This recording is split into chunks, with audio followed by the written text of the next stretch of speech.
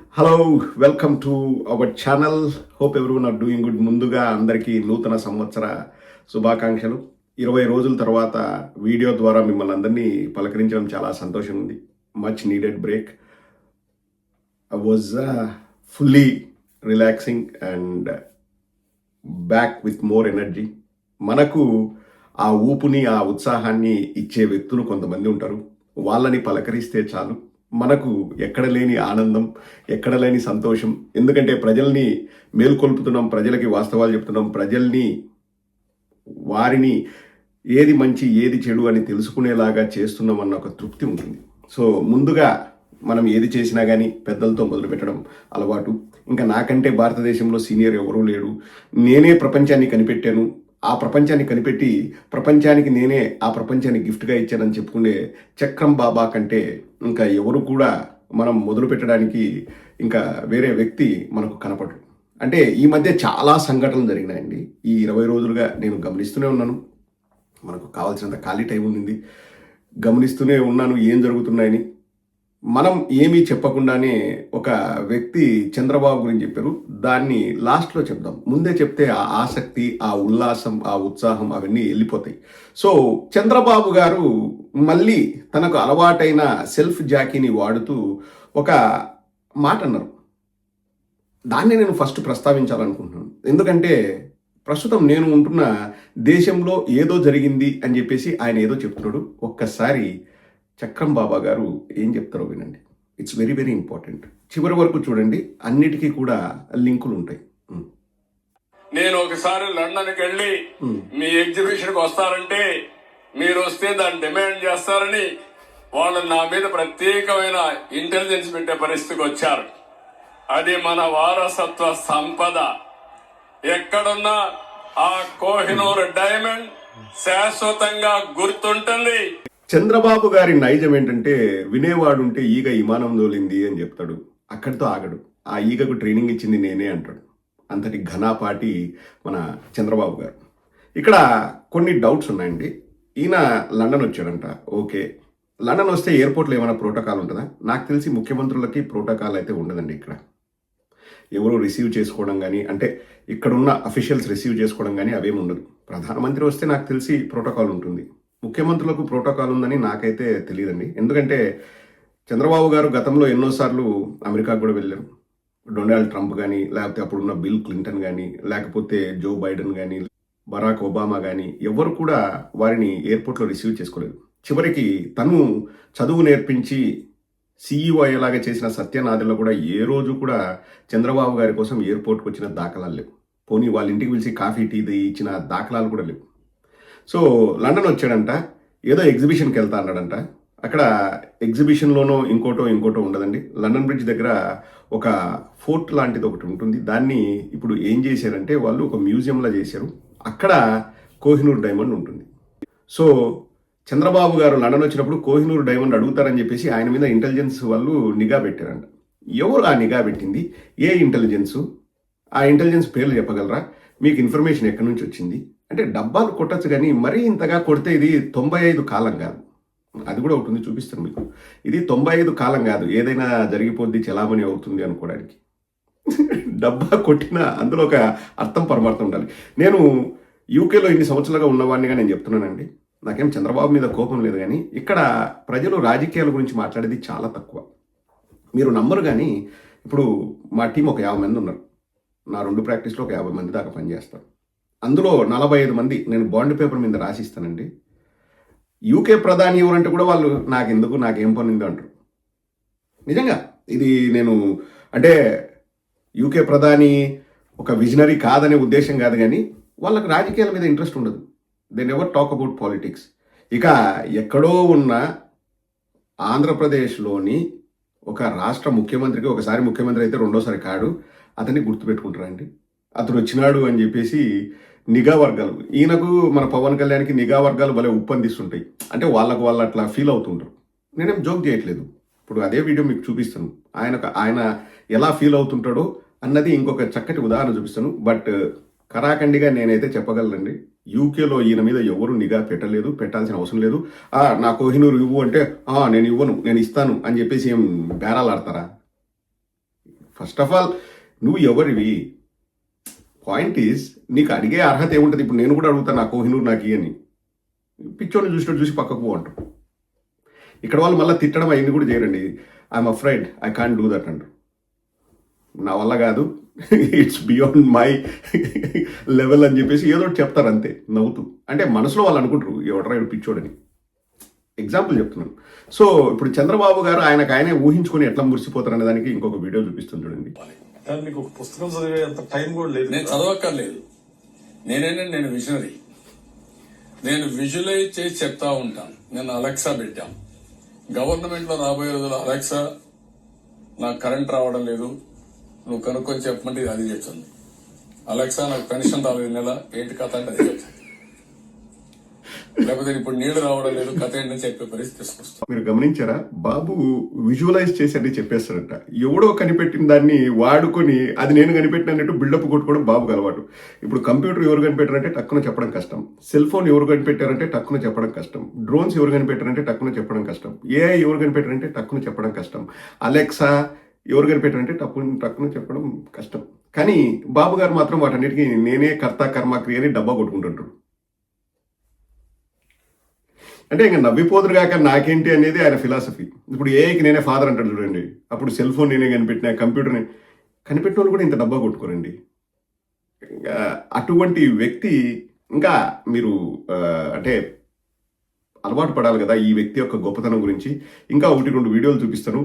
ఒక్కసారి చంద్రబాబు గారు గతంలో ఏమన్నారో, అంటే బుల్లెట్ ట్రైన్లు కనిపెట్టారు. ఇప్పుడు మన అమరావతి నుంచి శ్రీశైలం దగ్గరికి సీ ప్లేన్లు కూడా వెళ్ళొచ్చారు. ఇప్పుడు ఎన్ని సీ ప్లేన్లు తిరుగుతున్నాయో, ఎన్ని బుల్లెట్ ట్రైన్లు తిరుగుతున్నాయో మీకే తెలుసు. చెప్తాడు, అన్నీ చెప్తా ఉంటాడు. ఒక రాయి వేస్తాడు, రేపొద్దున జరిగితే చూసారా తమ్ముళ్ళు నేనే గొప్ప, నాదే గొప్పతనం అంటారు. దానికి ఒక చక్కటి ఎగ్జాంపుల్ కూడా ఉంది. ఒక వీడియో చూపించే ముందు అది కూడా చూపిస్తాను. Indo Arab cultural centre November 22, 1997 మన విజనరీ శంకుస్థాపన చేశారు. ఇండో అరబ్ కల్చరల్ సెంటర్ 29 ఏళ్లలో ఒక్క ఇటుక కూడా వేయలేదు. ఈయన 18 నెలల్లో ఇంటర్నేషనల్ ఎయిర్పోర్ట్ కట్టేశాడు అంటే నమ్మాలి అని చెప్పి ఎవరో క్యాప్షన్ పెట్టారు. అసలు ఆ ఫోటో చూడండి. యాసిర్ అరాఫత్తో చంద్రబాబు గారు శంకుస్థాపన. ఇండో అరబ్ కల్చరల్ సెంటర్ హైదరాబాద్లో అంట. ఎక్కడుందో ఒకసారి ఎవరైనా వెళ్ళి ఆ ఇండో అరబ్ కల్చరల్ సెంటర్కి వెళ్ళి ఫోటో తీసి ఏమైనా పెట్టగలరా? వేస్తుంటాడు, రాళ్ళు వేస్తుంటాడు. మన ఎక్కడో చూసా, ఈయన శంకుస్థాపన చేసిన రాళ్లతో ఒక గోడ కడితే చైనా వాళ్ళు దాటిపోతుందంట. దానికంటే పెద్దది కట్టచ్చంట. అందులో ఎటువంటి అతిశయోక్తి లేదు. సో ఇప్పుడు ఇండో అరబ్ కల్చరల్ సెంటర్ని పక్కన పెడితే చంద్రబాబు గారు డిఎన్ఏ గురించి ఏదో సెలవిస్తారు, ఒకసారి వినండి. నేను డిఎన్ఏ టెక్నాలజీ కూడా తీసుకొచ్చాను. డిఎన్ఏ టెక్నాలజీ మీరు అనుకుంటే ఎవరైనా ఒక నేరం చేస్తే ఎలాంటి సాక్ష్యాలైనా సరే, ఆయన ఎంటుకు గాని, ఆయన టచ్ చేసిన వస్తువు గాని, ఆయన వాడిన వస్తువు గాని, లేకపోతే ఎవరన్నా భుజం మీద చేసినా గాని అన్ని కూడా డిఎన్ఏలో వచ్చేస్తాయి. ఇంకో పక్కన నేను డిఎన్ఏ టెక్నాలజీ కూడా తీసుకొచ్చాను.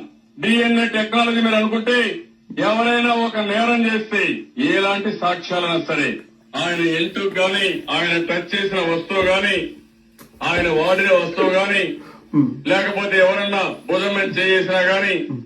సో డిఎన్ఏ కూడా బాబు గారు కనిపెట్టారు. వచ్చి రాగానే ఇవన్నీ మాకు ఎందుకు చెప్తున్నావు అన్నా, చంద్రబాబు చరిత్ర అన్ని చూసినాం కదా, ఎందుకు చెప్తున్నావు అసలు, వాట్ ఈస్ ద రీజన్ అని మీకు అనిపిస్తూ ఉండొచ్చు. అంటే అది నేనే ఇది నేనే అని డబ్బా కొట్టుకుండే బాబు అసలు చేసిన విషయాల్ని మాత్రం ప్రజల దగ్గర చెప్పకుండా దాచిపెడతారు. That is the beauty of Chandrababu. ఎవరో ఏదో చేస్తే, ఇప్పుడు మీకు పొద్దున్నే ఇది రాలేదనుకోండి, అలెక్సా నాకు ఇది రావాలా అంటే అది తెప్పించేస్తుంది అని చంద్రబాబు ఘనత. అట్లా ఎవడో ఏదో చేసిన దాన్ని డబ్బా కొట్టుకుని నా ఘనత అని చెప్పేసి ఇంకా ప్రజల్ని ఏమార్చుదామని ట్రై చేసే చంద్రబాబు ఒక్క ప్రశ్నకు మాత్రం 10 రోజులైంది, 10 దినాలైంది, వారం పైన అయింది, ఇంతవరకు సమాధానం చెప్పలే. That is the most important question. ఒక్కసారి ఆ క్వశ్చన్ విందామా, లేకపోతే ఆ మాటలు విందామా? వినండి. నేను చంద్రబాబు నాయుడు గారి మీద కేంద్ర ప్రభుత్వం మీద ఒత్తిడి తెచ్చి రాయలసీమ లిఫ్ట్ ఇరిగేషన్ ఆపిచ్చిన అధ్యక్ష, నా చరిత్ర ఇది, నీ నీతి గది. ఇవాళ నేను సూటిగా చెప్పదలుచుకునే వేదిక మీద నుంచి 2 రాష్ట్రాల మధ్యలో మంచి వాతావరణం ఉండాలని ఇప్పటి వరకు నేను సాధించిన విజయాన్ని కూడా నేను చెప్పుకోలేదు అధ్యక్ష. సూటిగా చంద్రబాబు నాయుడు గారికి విజ్ఞప్తి చేసిన నేను, రాయలసీమ లిఫ్ట్ ఇరిగేషన్ మీరు ఆపితే మేము ఏదైనా విషయాల మీద చర్చకు వస్తాము, లేకపోతే మీతో చర్చించడానికి అవకాశం లేదు. మొట్టమొదట 3 టీఎంసీల పర్ డే అక్రమంగా నిర్మిస్తున్న రాయలసీమ లిఫ్ట్ ఇరిగేషన్ పనులను మీరు ఆపండి అని మేము వారిని క్లోజ్ రూమ్ లో అడిగితే మా మీద గౌరవంతో రాయలసీమ లిఫ్ట్ ఇరిగేషన్ ఆపేషన్ అధ్యక్ష మీరు ఈ రోజు నిజ నిర్ధారణ కమిటీని సభ నుంచి పంపించండి. కూనంనేని సాంబశివరావు గారిని, అక్బరుద్దీన్ ఓవైసీ గారిని, బీజేపీ మహేశ్వర్ రెడ్డిని ఎవరిని కమిటీ చేస్తారో, ఇంక్లూడింగ్ బీఆర్ఎస్ మాజీ సాగునీటి పారుదల శాఖ మంత్రులు ఇద్దరున్నారు, చంద్రశేఖరరావు, హరీష్ రావు. వాళ్ళిద్దరు నాయకత్వాలు ఎవరినో ఒకరిని పెట్టి రాయలసీమ లిఫ్ట్ ఇరిగేషన్ పనులు ఆగినాయా లేదా, ఉత్తమ్ కుమార్ రెడ్డి గారు మంత్రి అయిన తర్వాత కాంగ్రెస్ అధికారంలోకి వచ్చిన తర్వాత ఆగిన వాళ్ళ నిజం నిర్ధారణ కమిటీ పంపించండి అధ్యక్ష. అంత కాన్ఫిడెంట్ గా రేవంత్ రెడ్డి గారు క్లోజ్డ్ రూమ్ లో నేను చంద్రబాబు గారిని నేను రిక్వెస్ట్ చేశాను, ఇలా అయితేనే మేము చర్చలకు వస్తాము, లిఫ్ట్ ఇరిగేషన్ పనులు ఆపాలి అంటే okay what I'm saying don't bother I am with you అని చెప్పేసి లిఫ్ట్ ఇరిగేషన్ పనులు చంద్రబాబు ఆపాడని చెప్పేసి తొడగొట్టి కుండ బద్దలు కొట్టి రేవంత్ రెడ్డి చెప్పాడు. ఇంకా ఆ రోజు నుంచి పచ్చ కుక్కల పాటలు చూడండి మామూలుగా లేవు. ఒరే ఎస్ ఆర్ నో, చంద్రబాబు అవునన్నాడా లేదా అన్న దానికి సమాధానం చెప్పండిరా అంటే ఆ ఒక్క మాటకు సమాధానం చెప్పలేక కాలుగాలిన పిల్లిలాగా అటు తిరగడం ఇటు తిరగడం. ఏదో హరీష్ రావు అన్నాడు, వాళ్ళన్నారు. ఒరే హరీష్ రావు అన్నాడా, ఇంకొకరు అన్నారా, రాయలసీమ లిఫ్ట్ ఇరిగేషన్ వల్ల ఉపయోగం ఉందా లేదా, లేకపోతే నిమ్మప్పుల రామాయణాయుడు వచ్చేసి అది వేస్ట్, ఓన్లీ అమరావతిలో రిజర్వాయర్లు కట్టుకుందామని అన్నాడా? ఇవన్నీ పక్కన పెడదాం రా భయ్, అవన్నీ వద్దురా భయ్, అవన్నీ వద్దు. చంద్రబాబు నాయుడు ఎస్ అన్నాడా, రేవంత్ రెడ్డితో నో అన్నాడా?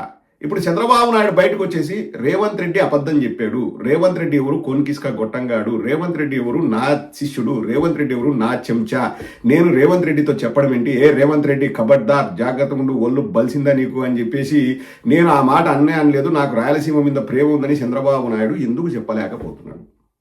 మౌనం అంగీకారం. ఇప్పుడు చంద్రబాబు నాయుడు సైలెంట్గా ఉన్నాడంటే సరే రేవంత్ రెడ్డి ఓకే, నువ్వు నాకు ఇంతకుముందు 5 కోట్ల డీల్లో ఏదో హెల్ప్ చేసావు, సంచులు మోసావు, పో నీకు ఇస్తున్నాను, రాయలసీమను ఎడాని చేసి ఎండగట్టి నీకు ఫేవర్ చేస్తున్నా, పో తీసుకోపో అని చెప్పేసి క్లోజ్ డోర్లో మాట్లాడేవా లేదా? ఇది మనం అడిగిన ప్రశ్న కాదండి, మనము రాష్ట్ర ప్రజల తరపున అడుగుతున్న ప్రశ్న. చంద్రబాబు నాయుడు సమాధానం చెప్పగలడా లేదా? ఏంది వారమైంది, ఇంక సమాధానం ఏంది, నోరే తెరచడం లే, ఇంక ఏందేందో చెప్తాడు, అది నేనే కట్టే, ఇది నేనే కట్టే, అది నేనే కట్టే, ఇది నేనే తెచ్చినా, ఇంకా మొత్తం 50 ఏళ్లలో నేను కట్టినన్ని డ్యాములు ఎవరు కట్టలేదు, నువ్వు చేసినన్ని శంకుస్థాపనలు అయితే ఎవరు చేయలే. ఇంతకుముందు నాకు బాగా గుర్తుండి మా గాలేరు నగరి ప్రాజెక్ట్ దగ్గర రాజశేఖర రెడ్డి గారు ప్రతిపక్ష నాయకుడిగా ఉన్నప్పుడు 1999 నుంచి 2004 మధ్యలో చంద్రబాబు నాయుడు ఎక్కడెక్కడైతే ఈ రాళ్ళేసి శంకుస్థాపనలు చేశారో అక్కడ వెళ్ళి చెట్లు నాటారు, అంటే మొక్కలు నాటారు రాజశేఖర రెడ్డి గారు. నాకు బాగా గుర్తుంది, ఆ ఫోటో కోసం కూడా వెతుకుతున్నా, ఎప్పుడోసారి కనిపిస్తుంది. మా ముద్రూరు పక్కనే గాలేరు నగరి ప్రాజెక్టు, అక్కడికి వెళ్ళి రాజశేఖర రెడ్డి గారు ప్రతిపక్ష నాయకులుగా ఉన్నప్పుడు చంద్రబాబు నాయుడు ఆర్భాటాలు కేవలం ఈ రాళ్ల వరకే పరిమితం అని చెప్పేసి ఎక్కడెక్కడైతే చంద్రబాబు నాయుడు శంకుస్థాపన చేశారో ఏది నీటిపారుదల ప్రాజెక్టులకి, అక్కడికి వెళ్ళి రాజశేఖర రెడ్డి గారు మొక్కలు నాటారు. అది చంద్రబాబు నాయుడు చరిత్ర.